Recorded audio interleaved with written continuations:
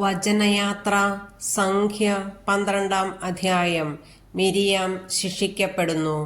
മോശയുടെ ഭാര്യയായ കുഷ്യസ്ത്രീയെപ്പറ്റി മിരിയാമും അഹ്റോനും അവനെതിരായി സംസാരിച്ചു.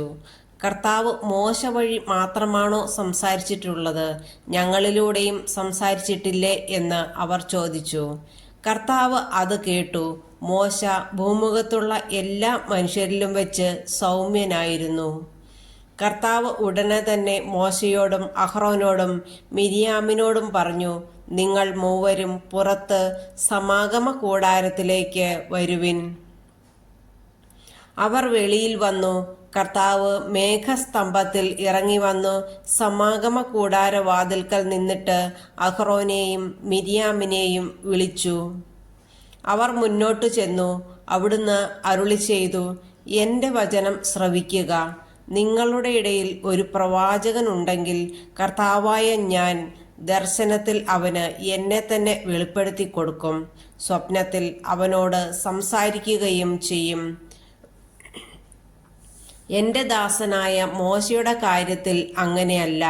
അവന് എൻ്റെ ഭവനത്തിൻ്റെ മുഴുവൻ ചുമതലയും ഏൽപ്പിച്ചിരിക്കുന്നു.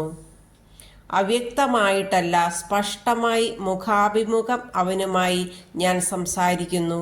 അവൻ കർത്താവിൻ്റെ രൂപം കാണുകയും ചെയ്യുന്നു. അങ്ങനെയിരിക്കെ എൻ്റെ ദാസനായ മോശയ്ക്കെതിരായി സംസാരിക്കാൻ നിങ്ങൾ ഭയപ്പെടാതിരുന്നതെന്ത്? കർത്താവിൻ്റെ കോപം അവർക്കെതിരെ ജ്വലിച്ചു. അവിടുന്ന് അവരെ വിട്ടുപോയി. കൂടാരത്തിൻ്റെ മുകളിൽ നിന്ന് മേഘം നീങ്ങിയപ്പോൾ മിരിയാം കുഷ്ഠം പിടിച്ച് മഞ്ഞുപോലെ വെളുത്തു. അഹ്റോൻ തിരിഞ്ഞു നോക്കിയപ്പോൾ അവൾ കുഷ്ഠരോഗിണിയായി തീർന്നത് കണ്ടു.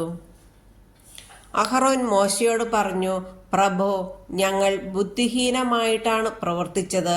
ആ പാപം ഞങ്ങളുടെ മേൽ ചുമത്തരുതേ.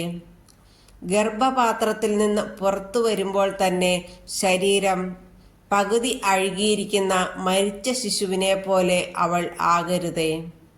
മോശ കർത്താവിനോട് നിലവിളിച്ചു, ഞാൻ കേണപേക്ഷിക്കുന്നു. ദൈവമേ, അവളെ സുഖപ്പെടുത്തണമേ. കർത്താവ് മോശയോട് പറഞ്ഞു, തൻ്റെ അപ്പൻ മുഖത്തെ തുപ്പിയാൽ പോലും അവൾ 7 ദിവസം ലജ്ജിച്ചിരിക്കുകയില്ലേ? 7 ദിവസം അവളെ പാളയത്തിനു പുറത്ത് പാർപ്പിക്കുക. അതിനുശേഷം അകത്ത് കൊണ്ടുവരാം.